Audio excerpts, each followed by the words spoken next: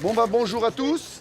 Merci d'avoir répondu présent pour la battue de Sainte-Apolline. Vous savez très bien que maintenant les sangliers sont en ville et on est obligé de faire des battues parce qu'il y a les accidents, il y a les risques pour les promeneurs, nos joggeurs, tout ça. Vous tirez tous les sangliers. Les gens ont l'impression de voir devant. Ah non, on tire uniquement derrière. Hein, que derrière. 50 chasseurs ont répondu présent à l'appel de la battue de sangliers. Une chasse pas tout à fait comme les autres. Nous sommes à Plaisir, dans les Yvelines, exemple type d'une ville d'aujourd'hui. Les habitations ont poussé en bordure de forêt. La faune sauvage qui habite là s'est habituée aux hommes. Une cohabitation pas toujours sans danger.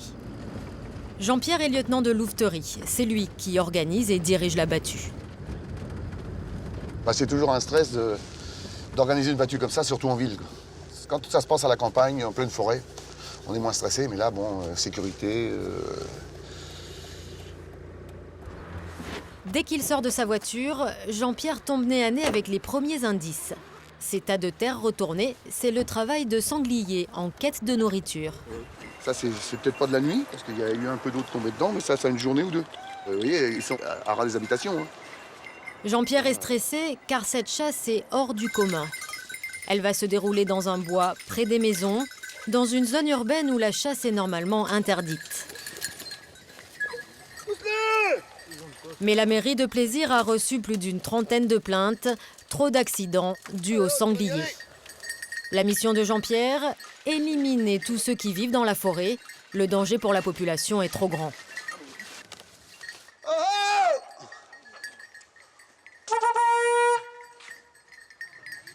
Allez hop! Allez petit chien, dedans, allez Balou. Ah. Il y a un chien qui crie là-bas, ça peut être des sangliers. La traque est difficile. Les cochons sauvages se cachent dans les broussailles. Après 3 heures de recherche active, toujours rien.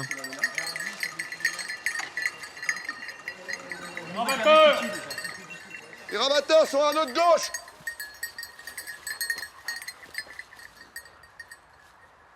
Bon, on essaie de s'écarter. Moi, je vais prendre la ligne à haute tension, si vous voulez. Eh, c'est pas Carnard, hein.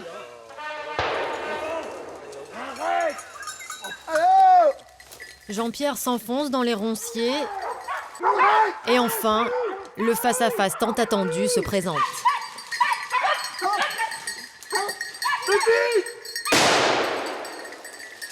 Un premier sanglier est abattu. Le deuxième prend la fuite.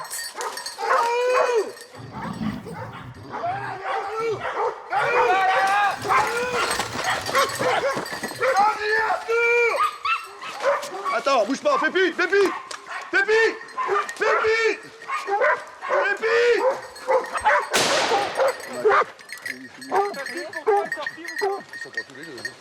Le groupe de chasseurs remonte sa première prise. Jean-Pierre nous montre alors à quel point un sanglier peut être nuisible. Ah, vous voyez bien, regardez, la blessure de la voiture, il n'y a plus de poils. On voit bien l'impact de la voiture, vous voyez, hein. Les collisions de voitures avec les sangliers sont quotidiennes aux abords des forêts. Serge Verdun habite à quelques kilomètres de Plaisir. Il a été victime de 2 accidents en moins d'1 an. C'est là, c'est ici. Il y avait une voiture qui arrivait en face avec les phares. Je m'en rappelle très bien, c'est que la voiture, et quand il m'est passé, je l'avais dans la voiture sans avoir pu... sans faire quoi que ce soit. Il n'y a rien à faire sauf tenir le volant et pas aller au fossé. Sur cette route départementale, très fréquentée, le choc aurait pu être très grave. Ça avait touché sur cette partie-là et là, ça avait donc remonté le pare-buff que j'avais sur ce véhicule. Et c'était un choc violent, exactement comme un accident avec un autre véhicule de la circulation. Si ça avait été une voiture, une petite voiture, je pense qu'elle serait partie certainement à la casse. Au total, ces 2 accidents lui ont coûté près de 2 000 €. À Fontainebleau, au sud de la banlieue parisienne, les sangliers sont également entrés dans la ville.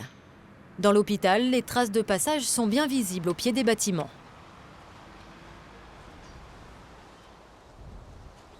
Mais les sangliers ne s'arrêtent pas là. Ils pénètrent aussi dans les jardins des maisons. Nicole, 75 ans, en a fait l'amère expérience. C'est exceptionnel. Ils sont déjà venus, mais pas à ce point-là.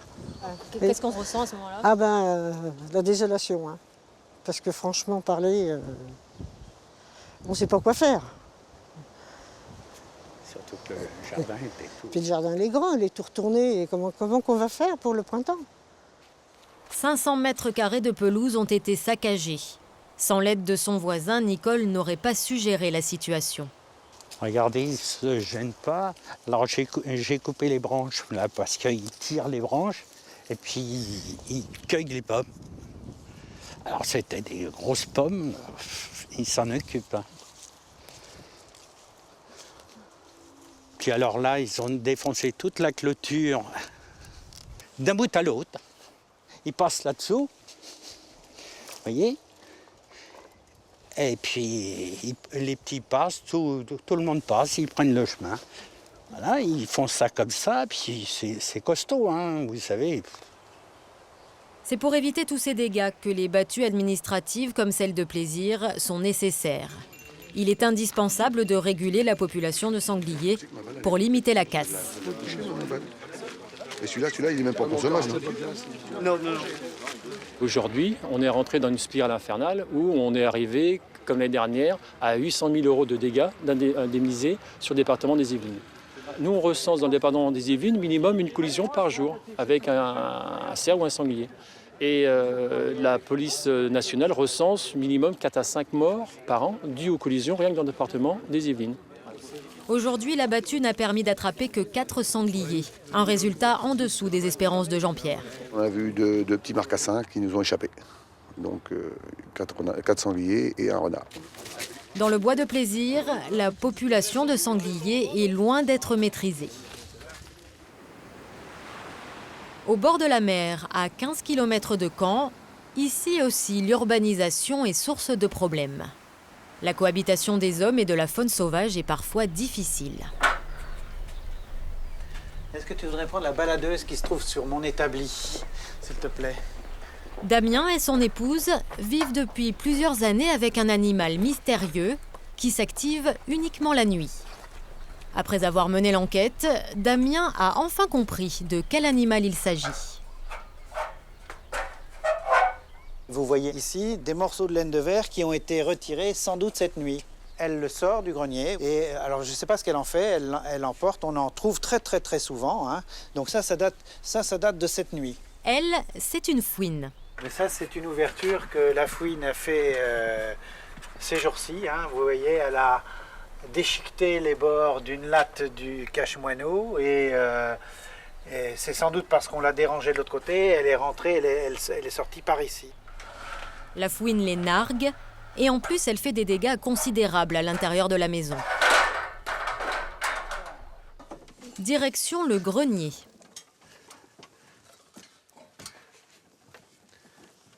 Ici, la laine de verre est complètement souillée, elle est retournée partout.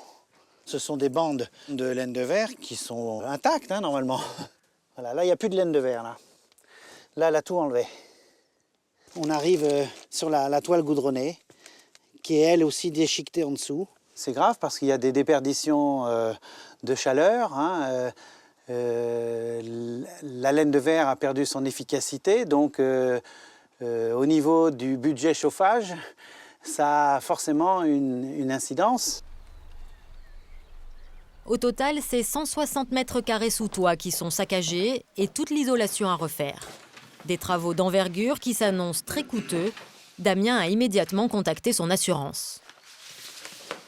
Quand on a fait la déclaration, d'abord, ça a été un refus parce qu'ils pensaient que c'était des dégâts occasionnés par des rongeurs. Or, la fouine n'est pas un rongeur, hein, c'est un carnivore carnassier. Et donc, à partir du moment où elle ne fait pas partie des exclusions de notre contrat, il est normal que ce contrat s'applique.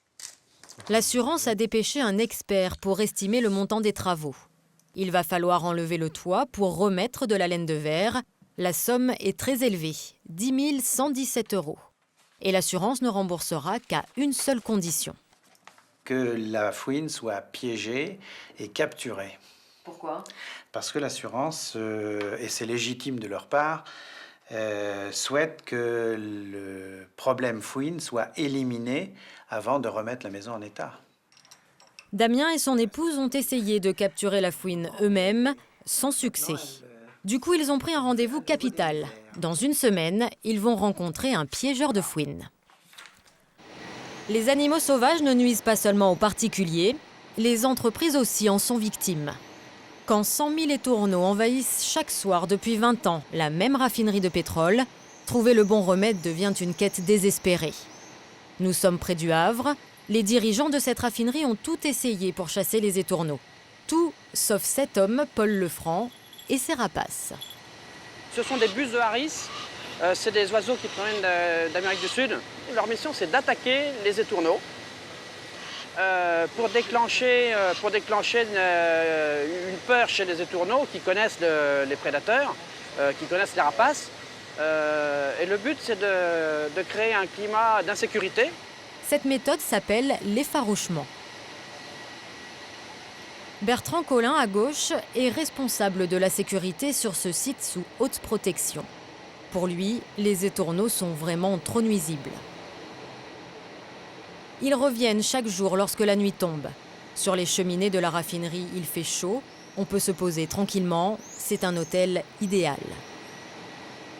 Mais pour la sécurité et le confort des employés, il est impératif que Paul Lefranc fasse fuir ces oiseaux qui font de nombreux dégâts. Vous voyez des amoncellements de fientes et c'est ce qui génère ces odeurs désagréables pour nos opérateurs et qui rendent également les sols glissants. Il y a risque de chute de par, je dirais, ces sols gras générés par les fientes. Il peut y avoir sur des tuyauteries extrêmement chaudes une décomposition de fientes et des générations de flamèches. Mais sur des zones très particulières si on laisse les fientes s'accumuler. Des flamèches dans une raffinerie de pétrole, le risque n'est pas négligeable. Au cours d'une intervention, Paul Lefranc et ses collègues lâchent 8 rapaces à plusieurs reprises. À l'approche de la buse, les étourneaux ont peur et prennent la fuite. Le rapace se pose alors en seul maître des lieux. Paul Lefranc a 5 jours pour que ça marche, pour que les étourneaux quittent définitivement la raffinerie. Là, on est au 3e jour. Comme ce qu'on prévoyait, il n'y a pratiquement plus pratiquement plus. Sont venus, à mon avis, 40% des étourneaux qui étaient présents au départ. Et là, il reste pratiquement plus personne. C'est ce qui leur fait le plus peur, donc c'est efficace. Ils voient un de leurs copains tomber, donc ils se disent faut pas qu'on reste là, et c'est le but. Je n'ai jamais vu le four exempt d'étourneaux à ce point. Donc l'opération, pour moi, elle est positive. Maintenant, ce qui compte, c'est qu'elle soit pérenne dans le temps. Mais ce qui est clair, c'est qu'on commence à voir les effets. Là, sur l'unité, il reste très peu d'étourneaux. Il en reste encore, bien sûr, mais nettement moins qu'à l'accoutumée. Mais tous les oiseaux n'ont pas été effrayés. L'effaroucheur devra revenir quelques jours. Retour dans le Calvados, chez Damien et Monique. Monsieur Calvry, bonjour. Monsieur Kerman, vous allez bien? Très bien, voilà. Madame Kerman. Bonjour, monsieur. Voici le piégeur de fouine. Il s'appelle Gilbert et c'est bénévolement qu'il intervient chez les gens. Et ça y est, on a des signes de Vous présence. avez à nouveau de la présence? Ah oui, et puis là, c'est net. Ah bon? Venez voir. Damien conduit le piégeur tout autour de la maison pour lui montrer toutes les traces de passage de la fouine.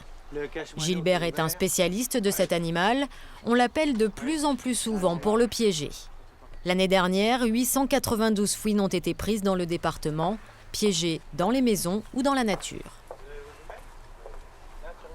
Avec ses jumelles, Gilbert repère l'une des portes d'entrée de la fouine. Il n'y a pas de souci, hein. C'est bien dans la noue là-bas et tout à fait au niveau de la panne fêtière que ça se passe. Hein. Là, vous avez l'agriculture là juste derrière, à quelques dizaines de mètres. Hein. Donc, elles empiètent, l'urbanisation prend sur les terres agricoles. Et les animaux, qu'ils soient prédateurs ou nuisibles, s'accommodent très bien. de tout cela. Et en l'occurrence, ça ne gêne pas la fouine d'avoir l'humain auprès d'elle, mais bien sûr, elle n'évolue que discrètement et la nuit, quoi, bien sûr. Hein. Place à l'action pour Gilbert. Il sort ses différents pièges pour les disposer dans le jardin et dans la maison. D'abord, les pièges extérieurs. Gilbert les place sur les lieux de passage de la fouine. On va la poser là. Ces cages emprisonnent mais ne tuent pas, car il n'y a pas que des animaux nuisibles qui passent par là. Quelques branchages pour camoufler le piège, des œufs en guise d'appât, et le piège est tendu. Et l'animal qui rentre par une des extrémités de la boîte, aucune importance, hein, soit à droite, soit à gauche, dès qu'il marche sur la palette, toc, il fait basculer la palette et les deux trappes tombent. Pour l'intérieur de la maison, Gilbert utilise un piège à œufs. Donc c'est un piège de deuxième catégorie, un piège qui tue. Donc je préfère l'armer ici sur le dur que pour l'armer dans le grenier où c'est pas facile. Donc j'appuie ici, j'ouvre les mâchoires, je les maintiens ouvertes. Seuls les piégeurs agréés ont le droit d'utiliser ces pièges. De là, si j'ouvre la sécurité, on va tout de suite se rendre compte. Là, je n'ai plus qu'à lâcher les deux mâchoires. Admettons que ce soit la fouine qui ait pris l'œuf. Et dans cette situation-là, je lâche les deux mâchoires. Hop. Et voici le résultat. Si la fouine succombe au charme de l'œuf, c'est sans appel. Une fois dans le grenier, Gilbert pose ses pièges et les cache du mieux qu'il peut. La fouine est un animal malin qui ne se laisse pas attraper facilement.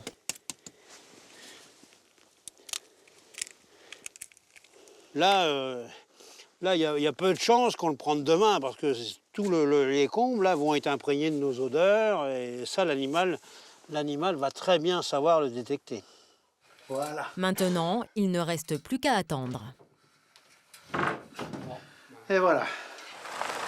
3 semaines après la pose des pièges, Gilbert vient faire un état des lieux chez Damien et Monique. Monsieur Calbry, bonjour. Monsieur Kerban. La fouine n'a toujours pas été capturée. Gilbert vient vérifier le bon fonctionnement des pièges. Ma lampe est restée là-haut, donc vous pouvez...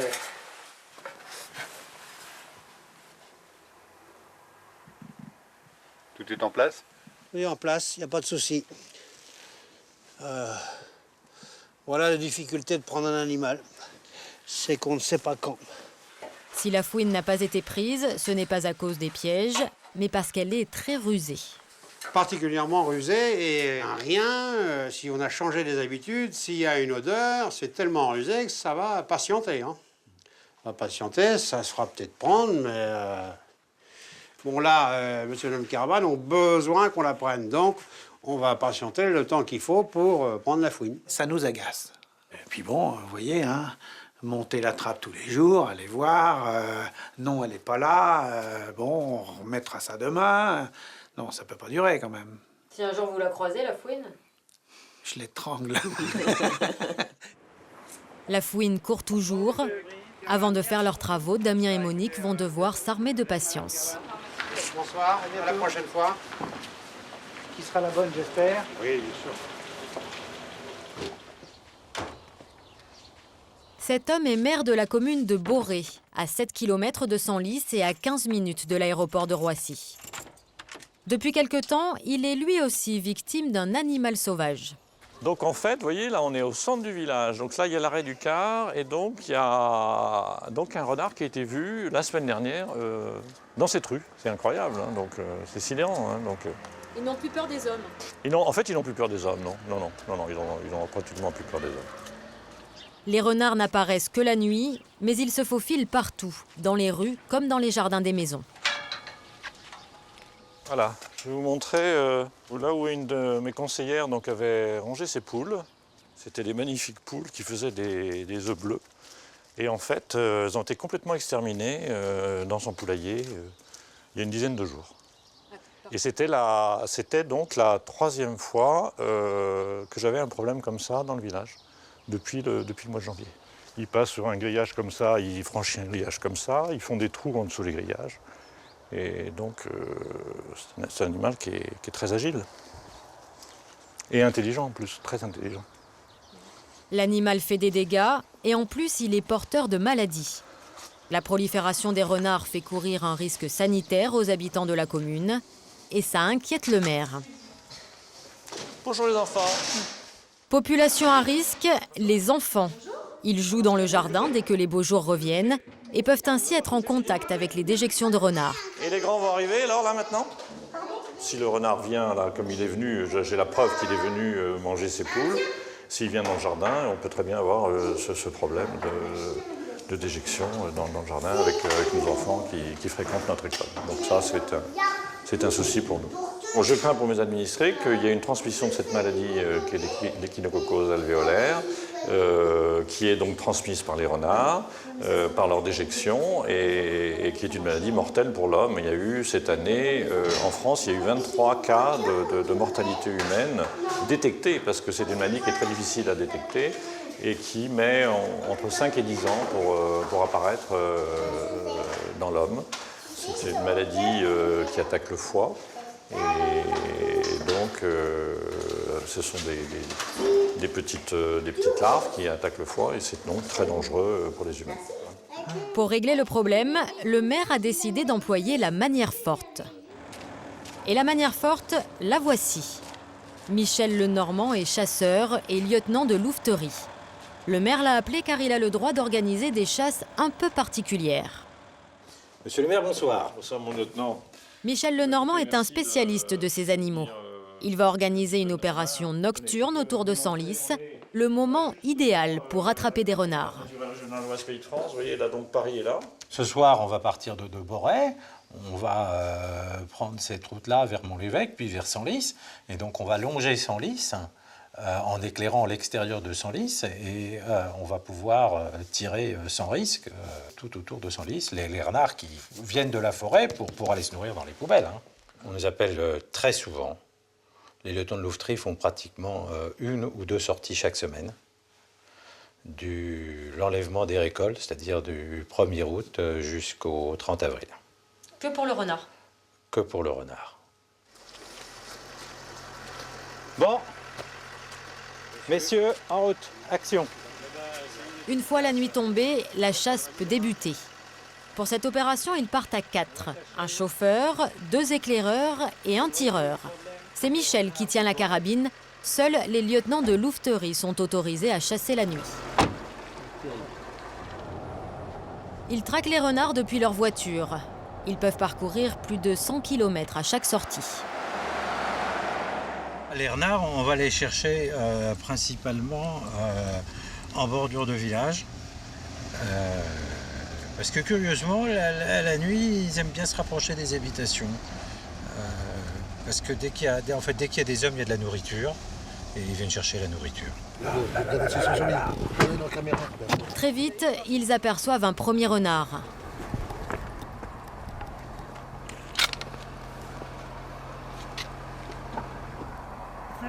Mais l'animal pénètre dans un jardin. La proximité des maisons interdit à Michel de tirer.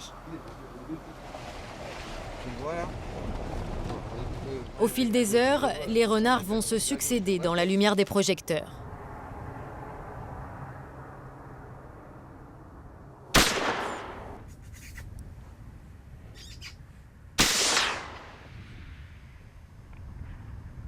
Il est sur la route là-haut. Faut prendre la route. Faut pas rouler trop vite. Quand on a repéré un renard, quand on a vu ses yeux, il faut arrêter de l'éclairer, l'approcher en voiture et l'éclairer au dernier moment quand on est prêt à tirer. Un renard à droite. Oui, ça flash, j'ai vu.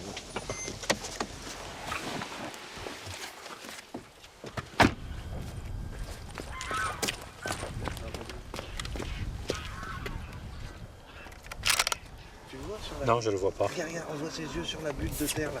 Ah oui, d'accord. À 2 doigts du grillage. Ouais. C'est bon là? Oui, c'est bon. Il y est. L'objectif n'est pas d'éradiquer les renards, mais de réduire leur population pour limiter les risques. Ça vaut mal. On estime qu'il y a 10 000 renards dans l'Oise. Les lieutenants de louveterie en prélèvent environ 3 000 chaque année.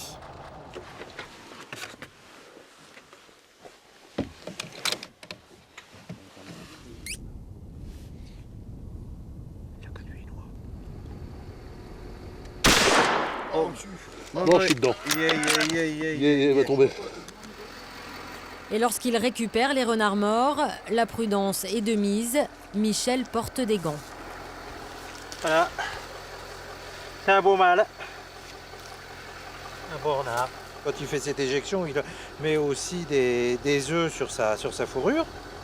Et donc c'est à ce moment-là où on peut attraper l'échinococos. C'est pas seulement en ingurgitant des baies sauvages ou des choses comme ça. Donc on touche toujours des renards avec des gants. Ce soir, ils ont tué 8 renards dans les environs de Senlis. Un résultat moyen qui ne suffira certainement pas à mettre un terme à la surpopulation. Les 4 chasseurs devront certainement revenir.